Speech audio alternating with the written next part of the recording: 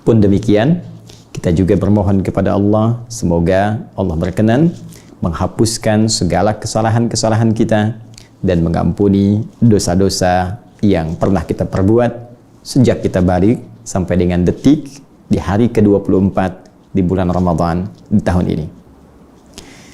Ada yang sangat menarik dari tautan janji Rasulullah SAW berdasar petunjuk Allah Subhanahu wa taala yang diberikan spesial terkait sandingan ini dengan amal ibadah yang ditunaikan di bulan Ramadan saja. Jadi hal yang menarik ini hanya diberikan di bulan Ramadan, datang setiap tahun, dan umumnya bersanding dengan amalan-amalan yang kita kerjakan saat beribadah di bulan Ramadan. Hal istimewa ini nampak pada ampunan Allah Subhanahu wa taala, maghfirah dan rahmah yang Allah berikan kepada setiap hamba-hamba yang beriman. Bila kita perhatikan dengan seksama, teman-teman sekalian, kita bisa dapatkan bahwa beberapa ragam ibadah yang disebutkan oleh Rasulullah SAW dalam narasi hadis-hadis beliau, seperti qiyam salat di malam Ramadan, kemudian bahkan siam puasa di hari-hari Ramadan, bahkan fenomena malam Al-Qadar yang bila kita dapati dan beribadah di dalamnya sangat menarik, bahwa salat malam yang kita tunaikan di malam-malam Ramadan, puasa siam yang kita tunaikan di siang Ramadan, fajar sampai dengan ke maghrib, kemudian bahkan bila bertepatan ibadah kita dengan malam Al-Qadar, kesemuanya ini tidak lepas dengan sandingan maghfirah, ampunan yang Allah berikan kepada hamba-hambanya yang beriman. Kita telah sebutkan di awal-awal jumpa kita tentang hadis-hadis terkait dengan amalan ini semua. Man qama ramadhana imanan wa ihtisaban ghufira lahu ma taqaddama min dhanbi. Siapa yang mampu menunaikan qiyam khusus di malam-malam Ramadan, ditunaikan dengan penuh keikhlasan karena Allah, kekuatan imannya, ya, apa yang dia dapatkan? Ghufira lahu ma taqaddama min dhanbi. Dia akan mampu mendapatkan ampunan dari Allah Subhanahu wa taala dari dosa-dosa yang dulu pernah ia kerjakan sampai detik itu. Demikian pula dengan siam, man shoma ramadhana, redaksi yang serupa, hanya berbeda qiyam dan siam. Man shoma ramadhana imanan wa ihtisaban ghufira lahu ma taqaddama min dhanbi. Siapa yang menunaikan puasa Ramadan dengan penuh keimanan karena Allah, ketulusan hati, mengoreksi diri pada saat itu, berpeluang diampuni dosa-dosanya dari sejak dulu sampai dengan detik dia puasa itu. Demikian dengan hadis terkait dengan malam Al-Qadar. Bahkan belum basah ya lisan kita mengkaji ini di pertemuan-pertemuan yang lalu. Nabi bersabda, man yaqum lailatal qadri, riwayat lain man qama lailatal qadri imanan wa ihtisaban ghufira lahu ma taqaddama min dhanbi. Siapa yang bangun di malam Ramadan bertepatan malam itu dengan Al-Qadar, ya, lalu dia bangun menunaikan salat, dia kerjakan karena Allah, tulus ikhlas mengoreksi dirinya, maka dia berpeluang diampuni seluruh dosa-dosa yang pernah dia kerjakan sampai detik dia menunaikan qiyam itu di malam Al-Qadar. Nah, jika tawaran ini dari mulai malam, siang sampai berjumpa dengan Al-Qadar selalu disandingkan ya dengan ampunan Allah Subhanahu wa taala, ini menunjukkan bahwa ampunan ini begitu spesial. Ini menunjukkan bahwa rahmat Allah itu sangat mahal. Ya, jadi kalau Anda ingin mendapatkan rahmat ini, sampai rahmat dimaksud disandingkan dengan malam Al-Qadar. Ini pun kita buru karena belum tentu tahu di mana malam Al-Qadarnya. Ya. Atau skalanya kita turunkan sedikit untuk mendapatkan maghfirah Allah Subhanahu wa taala yang spesial sifatnya. Ya, saya katakan spesial karena ini disandingkan dengan amalan khusus tahun sekali, Ramadan saja. Baik qiyam ataupun siamnya. Di luar Ramadan pun ampunan Allah terbentang luas, tak pernah disekat oleh apapun kecuali dihijab oleh kematian. Wafat, selesai. Sebelum wafat ada peluang mendapatkan ampunan Allah Subhanahu wa taala. Hanya karena ini disebutkan, disandingkan dengan waktu yang spesial, amalan spesial, maka ampunan ini pun menjadi spesial bagi kita umat Islam karena langsung dibentangkan oleh Allah melalui lisan Rasulullah di waktu dan momentum yang sangat mulia. Nah, sekarang pertanyaannya, kita memiliki dua persoalan di sini. Satu, dari sekian salat yang telah kita tunaikan di malam Ramadan dan siam yang telah kita lakukan sampai hari ke-24 ini. Artinya kalau qiyam sudah 24 kali kita qiyam. Kalau siam ini pun hari ke-24, 24 kali kita menunaikan puasa. Malam Al-Qadar belum tahu kita dapatkan atau tidak. Wallahu a'lam. Kita ukur dengan dua saja dulu. Jadi kalau kita tiap malam minta ampun, Allahumma innaka afuwun tuhibbul afwa fa'fu anni. Siang kita juga mohon ampunan Allah Subhanahu wa taala. Sekarang sampai hari ke-24 ini, dari mana taunya kalau dosa kita sudah diampuni oleh Allah Subhanahu wa taala? Secara singkat, apa ukuran diraihnya ampunan Allah Subhanahu wa taala oleh setiap hamba? Ukurannya apa? Tandanya apa? Indikatornya apa?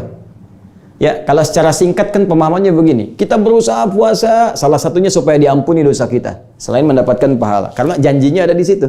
Kita qiyam malam, kita kerjakan dengan sifat tarawih itu. Salah satunya supaya diampuni dosa kita. Sekarang sudah hari ke-24. Tarawih sudah 24 kali. Siam sudah 24 kali. 24 hari kita kerjakan. 24 malam kita lakukan. Pertanyaannya, apakah sampai 24 ini? Apakah selama sampai 24 ini dosa kita sudah diampuni? Apa tandanya dosa kita diampuni Allah Subhanahu wa taala? Manfaat pembahasan ini akan menjadi penting untuk menentukan sisa 6 hari ke depan. Ya. Kita akan keluarkan ukuran dari Al-Qur'an, ukuran dari hadis-hadis Nabi sallallahu alaihi wasallam. Jika ukuran ini telah kita raih, maka kita pertahankan pola ibadah kita sampai 6 hari ke depan sehingga stabil ibadah kita sampai selesai Ramadan, dan stabilitas ini akan memberikan manfaat pasca Ramadan. Orang yang stabil ibadahnya saat Ramadan, maka itu akan memberikan pengaruh kepada dirinya. Dia akan memiliki, dalam hadis disebutkan junnah namanya, perisai yang menjaga dia dari perbuatan maksiat, ya, sampai dengan 11 bulan berikutnya sampai ketemu Ramadan lagi.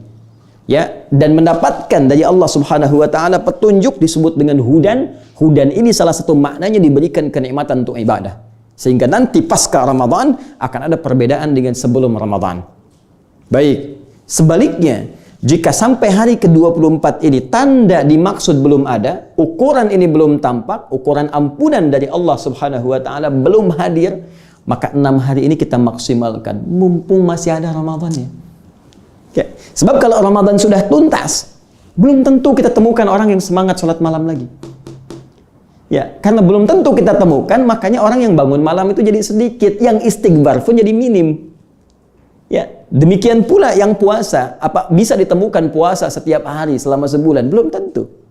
Ya, paling kuat puasa Daud, sekarang puasa, besok tidak. Selanjutnya puasa, selanjutnya tidak. Atau Senin sampai dengan Kamisnya, itu pun tidak Selasa, Rabu, Kamis. Ya, Senin, Selasa tidak, Rabu tidak, baru Kamis. Dikenal dengan puasa Senin, Kamis. Atau Ayyamul Bid, menunggu pertengahan bulan. Ya, belum tentu kita mendapatkan anugerah seperti kita rasakan sekarang. Ya, karena itu dengan cepat teman-teman sekalian, apa ukuran bagi seseorang yang telah menerima ampunan dari Allah Subhanahu wa taala? Kita ambil beberapa turunan dari ayat-ayat Al-Qur'an. Kita keluarkan dulu misal Quran surah ke-5 Al-Maidah ayat ke-39. Ya. Sudah? Quran surah ke-5 Al-Maidah ayat ke-39. Paling kiri sebelah atas posisinya di mushaf. Yuk kita turunkan. Sudah. Faman taba min ba'di zulmihi. Siapa yang bertobat kembali ke jalan yang benar setelah ia melakukan perbuatan dosa yang melahirkan kegelapan pada dirinya. Perhatikan, ini kalimat luar biasa indah. Fokus teman-teman sekalian. Kata Allah, faman taba. Pertama menggunakan man. Man. Awas. ismun mausulun yadullu ala fardiyatil 'amiyah. Kata sambung konjungsi menunjuk pada objek dalam konteks ini, ya, menunjuk pada bentuk tunggal tapi maknanya luas. Artinya ini ketika ajakan Allah Subhanahu wa ta'ala, tawaran Allah ya kepada hamba-hambanya beriman, kepada hamba-hambanya yang beriman untuk mendapatkan ampunan Allah Subhanahu wa ta'ala, ditawarkan oleh Allah, dibentangkan kepada siapapun tanpa batasan. Tunggal bentuknya umum, mau laki-laki, perempuan, tua, muda, besar, kecil, ya, mohon maaf, mau kaya, mau cukup, nggak ada batas rata kehidupan di dunia ini. Ya, tidak bisa kemudian menghambat nilai ampunan Allah untuk diberikan. Siapapun bebas. Jelas sampai sini? Baik, karena itu, karena sifatnya bentuknya tunggal, maka setiap kita dapat tawaran. Jadi kalau ada yang kemudian, mohon maaf, Allah sudah tawarkan, nih saya ampuni, dia nggak minta ampun juga misalnya. Jadi yang salah bukan Allah. Ya, jadi kalau ada orang larut dalam kesalahan, diberikan kesempatan, dia tetap mengerjakan perbuatan buruk. Berarti yang salah bukan Allah. Allah sudah tawarkan, Anda nggak mau taubat. Anda nggak mau kembali. Dan kalimat ini sekaligus memberikan kesan bahwa taubat tidak bisa diwakilkan.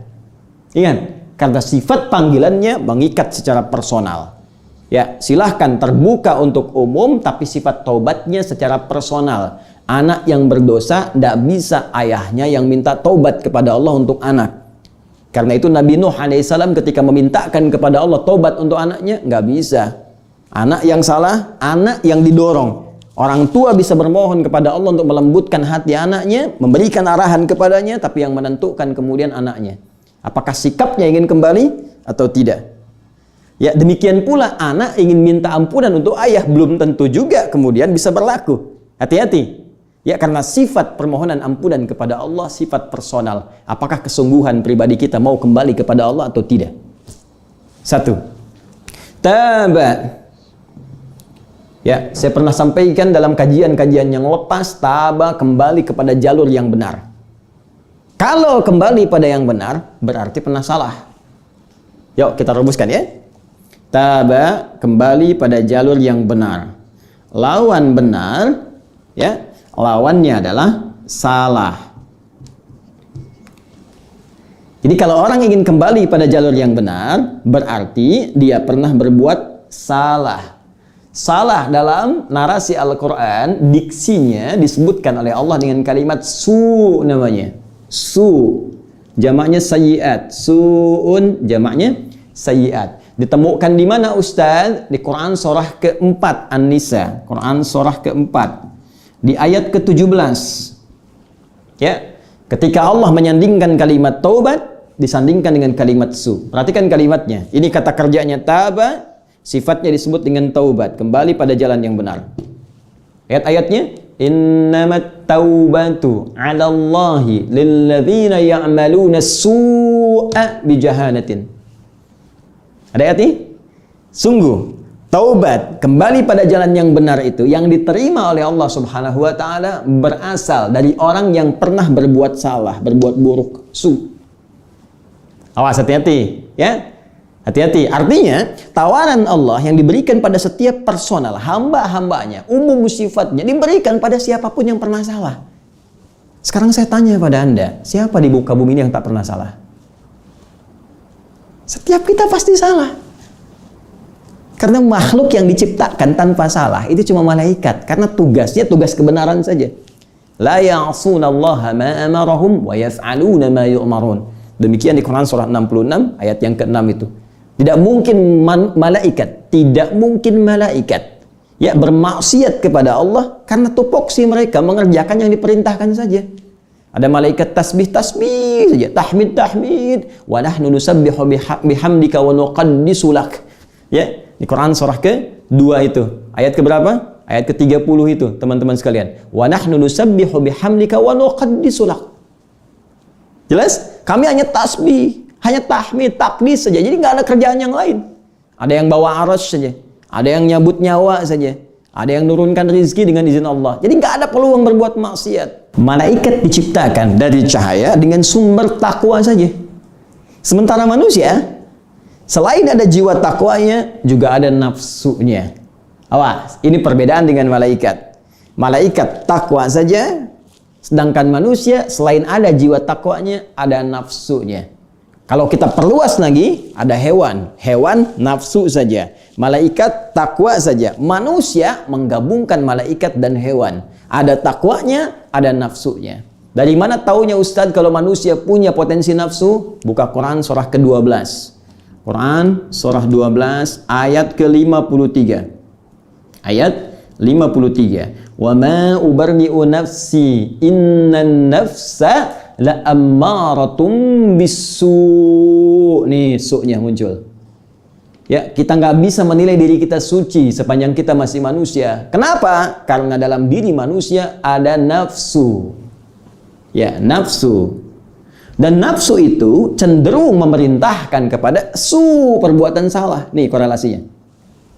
Jadi kalau saya buat peta ke atas, ini manusia, ya kan? Manusia punya nafsu. Nafsu cenderung mengarahkan kepada yang salah. Salah disebut dengan su. Jadi, la ammaratun cenderung memerintahkan. Gelombang perintah dari nafsu kepada anggota tubuh kita. Nafsu memerintahkan ke mata untuk melotot. Nafsu memerintahkan ke lisan untuk mencela. Nafsu memerintahkan kepada tangan untuk memukul. Nafsu memerintahkan ke telinga untuk mendengar ghibah. Itu rambatan sinyal perintah dari nafsu kepada organ tubuh yang akan berbuat su ini. Itu disebut fujur namanya. Fujur. Rambatan-rambatan keburukannya. Karena itu di Quran surah ke-91 Asy-Syams ayat 7-10 itu Allah berfirman wa nafsi wa ma sawwaha fa'alhamaha fujuraha wa taqwaha. Tergabung antara fujur dengan takwa. Karena ada potensi nafsu, maka cenderung manusia itu berbuat salah. Ustadz pun tak akan lepas dari kesalahan. Pasti. Ya. Sepanjang dia manusia. Makanya kalau ceramah ada yang keliru, ya wajar. Kenapa? Karena manusia. Maka Allah berikan kesempatan ada ustadz-ustadz lain untuk saling melengkapi. Di sini pentingnya para ustadz untuk bersinergi. Sebab kalau dicari kesalahan pasti akan ketemu. Karena manusia. Demikian juga dengan birokrat, diplomat, pejabat, rakyat. Semua dasarnya manusia pasti ada salah. Dan sebaik-baiknya hamba yang salah itu adalah hamba yang mau kembali kepada jalan yang benar. Ini poinnya. Dan ini yang membedakan manusia dengan setan. Ya, Adam manusia diberi oleh Allah isyarat kemanusiaan, pernah berbuat salah, diizinkan oleh Allah berbuat salah untuk menunjukkan kepada anak cucunya nanti sifat manusia bisa salah, caranya kembali. Ya, maka ketika Adam berbuat kesalahan itu dengan izin Allah diberikan jalan untuk kembali, jalan taubat tadi, untuk memberi petunjuk kepada kita anak cucunya yang bukan nabi karena kita bukan maksum. Setan salah, setan gak mau taubat. Ya, di ketika setan berbuat angkuh, salah. Ditawarkan taubat, sombong, naik, ingin membuktikan kehebatannya lebih unggul dibandingkan manusia. Setan salah, setan nggak taubat. Manusia salah, sifat manusia taubat. Jadi kalau ada manusia hidup di bumi salah, nggak mau taubat juga, patut ditanya, dia manusia atau bukan? Itu poinnya. Nah, jadi Allahu Akbar, saya sering katakan jangan pernah menyimpulkan seseorang itu sempurna. Fala tuzakku anfusakum. Jangan pernah menilai diri suci. Karena pasti ada kekurangan dalam diri kita. Sebaik-baiknya hamba yang salah itu, dia kembali pada jalur yang benar. Ya, saya ulangi ke sini. Manusia punya nafsu. Nafsu memerintahkan pada yang buruk, salah. Ya, karena ada amarah, fujur.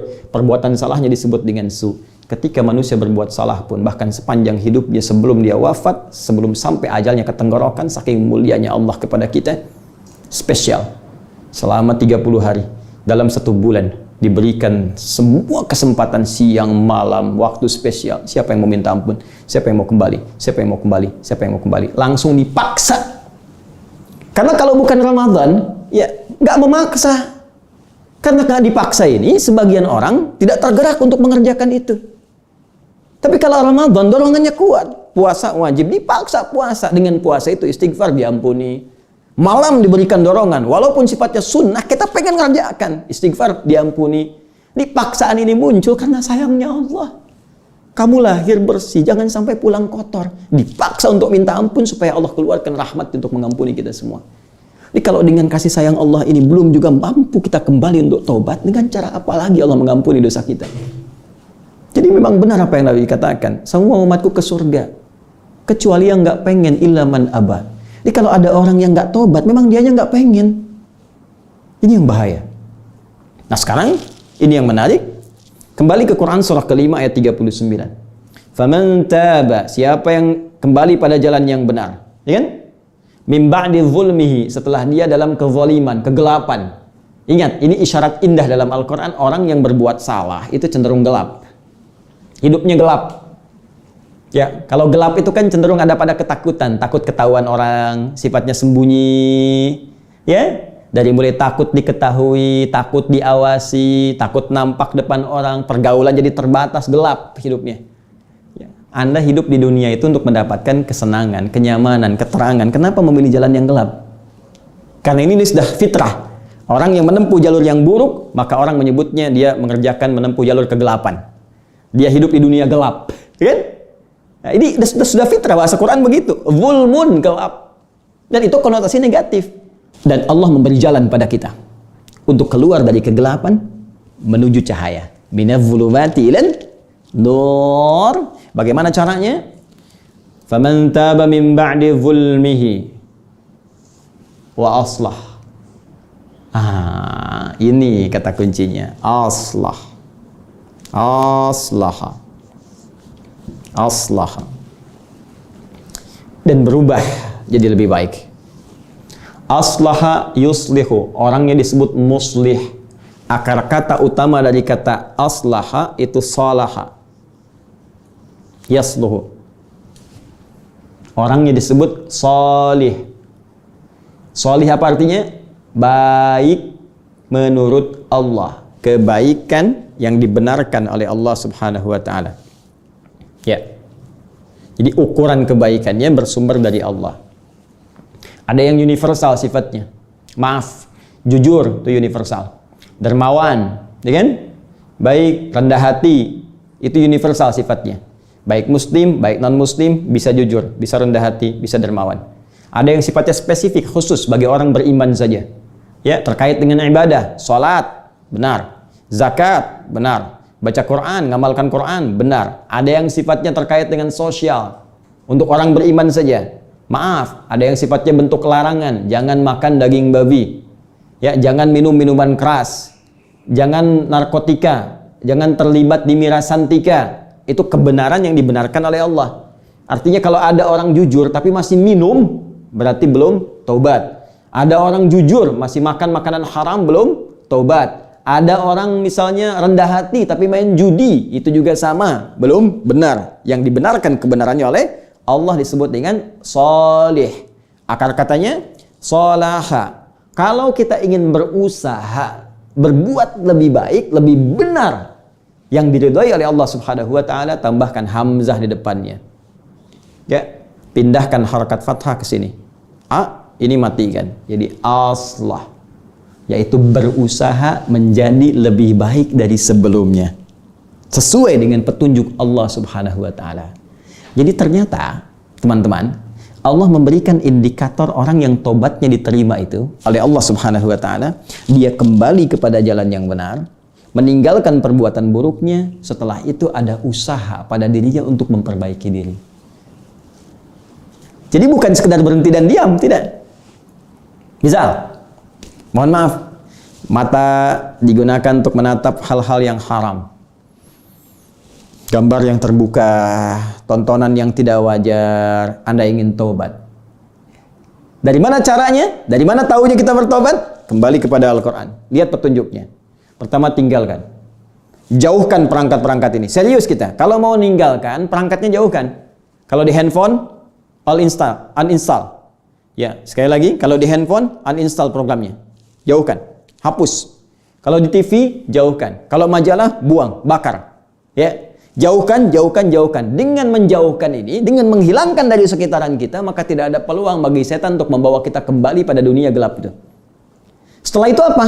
Aslah. Datangkan yang lebih baik yang bisa dilihat.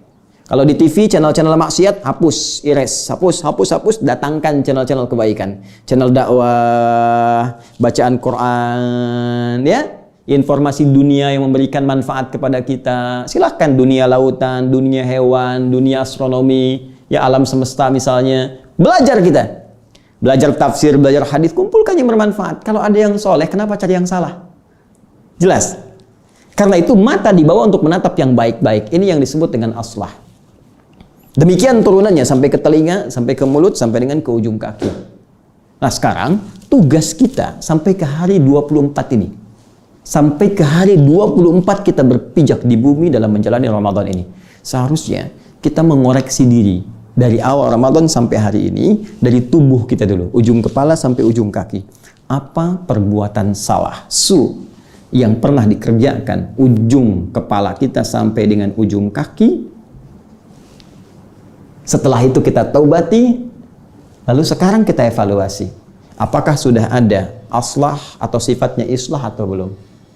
Yo, pelan-pelan. Cek dulu. Kalau bisa ada bukunya, mata saya. Apa kebiasaan buruknya?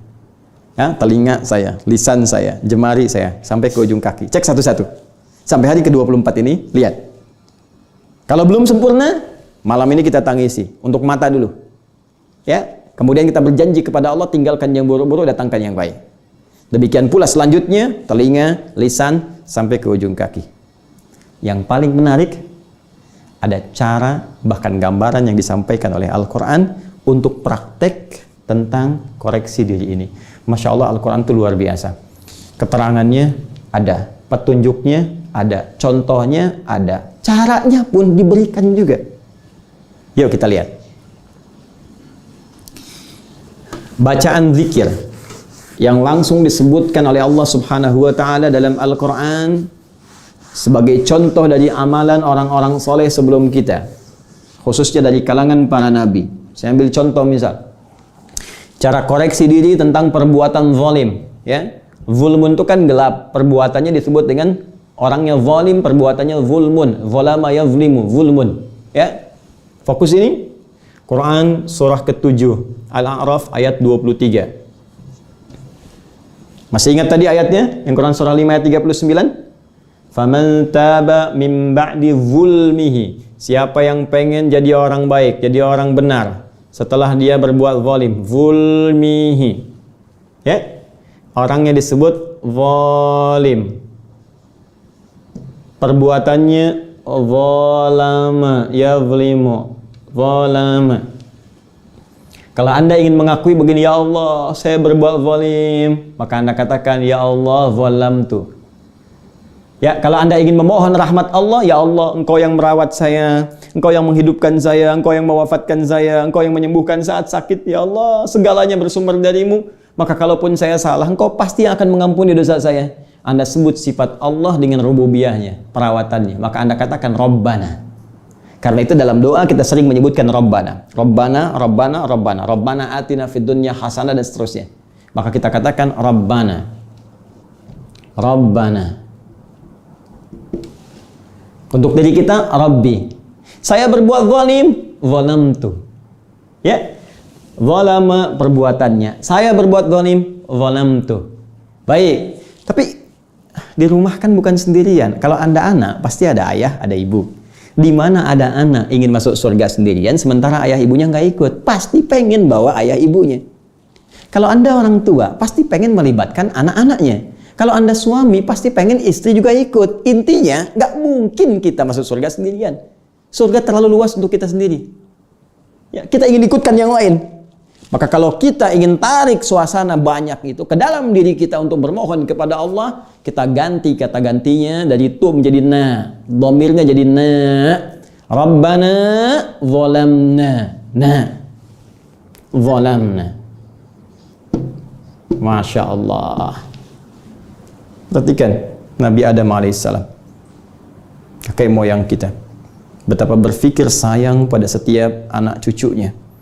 Ketika beliau diberikan ujian oleh Allah Subhanahu wa Ta'ala, dilatih untuk memberikan petunjuk kepada anak cucunya. Kalau beliau kan nabi, nabi sifatnya maksum. Ketika turun ke dunia jadi nabi, ketika dicipta di akhirat diberikan ujian sebagai petunjuk kepada anak cucunya. Ini pekerjaanmu, ini larangannya, ini musuhnya.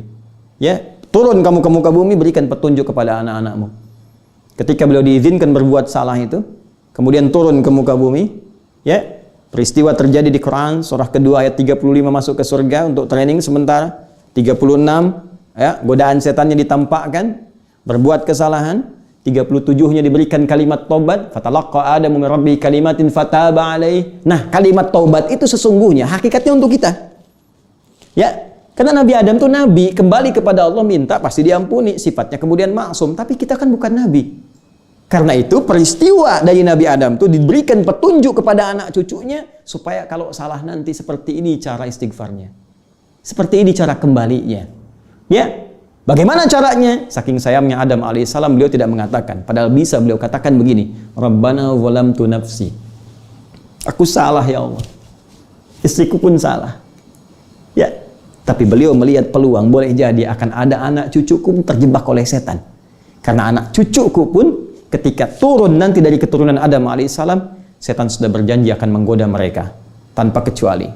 Maka Adam katakan, Rabbana zalamna anfusana. Ya Allah, ya Tuhan kami, Engkau yang merawat kami, menyayangi kami, menjanjikan surga kepada kami, menjanjikan kalau sakit disembuhkan, kalau salah dimaafkan, kalau dosa diampuni. Zalamna anfusana, kami mengakui kami sering berbuat zalim, kami banyak salahnya ya Allah. Ya, saya salah, ayah saya salah, ibu saya salah, istri saya salah, suami salah, anak-anak salah, teman-teman salah ya Allah. Karena itu ketika Anda menyebutkan kalimat zalamna, coba gambarkan siapa yang Anda kemudian ingin ikut sertakan. Apakah ayah Anda, ibunda, istri, anak-anak, ya, adik kakak kita, masukkan di situ. Zalamna anfusana. Ketika menyebut kalimat anfus, zalamna anfusana. Anfusana. Anfus jama dari kata nafas. Nafas itu kan diri kita, ini. Wakil dari tubuh kita. Nafas maknanya banyak sekali. Bernafas, nafas. Kumpulan tafujur dengan takwa, nafas. Diri ini pun seutuhnya nafas namanya dalam bahasa Arab. Ya. Karena itu, ini bagian pertama koreksi. Ketika Anda menyebutkan anfusana, cek mata, telinga, lisan, sampai ke ujung kaki. Apa dosanya? Apa salahnya? Maka bangun sebetulnya di setiap malam Ramadan. Kalau bisa Anda kasih kurikulum malam pertama, saya ingin selesaikan dosa dengan orang tua. Bayangkan salahnya apa. Minta ampun sama Allah. Kalau sudah wafat, doakan. Kalau masih hadir, minta maaf. Minta doa. Minta kepada Allah. Minta. Dan perbaiki. Setelah itu rubah sikap kita dengan cara yang lebih baik. Demi Allah saya katakan akan terjadi perubahan dalam hidup kita. Lalu kepada pasangan hidup, anak-anak, teman-teman, saudara-saudari kita, praktekkan ini. Dan yang paling dahsyat, kalimat ini langsung diturunkan oleh Al-Quran di surah ke-7 ayat 23. Paling kanan sebelah atas di mushaf. Rabbana zalamna anfusana wa illam taghfir lana wa tarhamna lanakunanna minal khasirin. Ya Allah, hanya Engkau yang mampu mengampuni dosa kami. Kalau enggak Engkau ampuni ya Allah. Kalau enggak Engkau ampuni, kami termasuk rugi. Kami akan menderita ya Allah. Sedangkan Engkau Tuhan yang penuh dengan nilai kasih. Engkau tidak mungkin membiarkan hamba-Mu menderita. Kami mohon ya Allah. Kalau dengan permohonan ini belum juga diampuni, dengan cara apa lagi kami memohon kepada-Mu ya Rabb. Ya. Ini di antara cara-cara yang sangat menarik. Karena itu, teman-teman sekalian, saya Adi Hidayat, di penghujung kultum aku suka ini, saya ingin mengajak kepada diri saya pribadi dan kita semua. Pertama, mari kita koreksi diri kita masing-masing sebagai apapun kita. Apakah di keluarga anak, suami, istri, ayah, ibu, kakek, nenek, saudara, saudari, atau dalam konteks yang lebih luas, dengan passion kita, ustadzkah, pejabatkah, rakyatkah, pedagangkah, pengusahakah, lihat diri kita, koreksi, karena mustahil ada manusia yang sempurna. Jangan pernah mencela pelaku maksiat yang ingin bertobat, karena mereka lebih dicintai oleh Allah Subhanahu wa Ta'ala dibandingkan dengan orang soleh yang tidak pernah merasa salah. Karena itu, waktu terbaik bagi kita saat Ramadan ini untuk bermohon, gunakan zikir terbaik yang dicontohkan Al-Quran untuk merasakan keadaan diri kita, dan kembali kepada Allah sebelum kematian menjemput kita. Ada satu lagi yang paling dahsyat, Al-Quran memberi isyarat dengan zikir-zikir tertentu. Setelah kembali kepada Allah itu, maka orang-orang yang bermohon kepada Allah dijamin langsung oleh Al-Quran seketika permohonannya akan dikabulkan, permintaannya akan diberikan. Bahkan nanti ada di antara mereka yang belum bermohon kepada Allah, sudah diturunkan jawaban sesuai dengan kebutuhan dunianya dan kebaikan akhiratnya.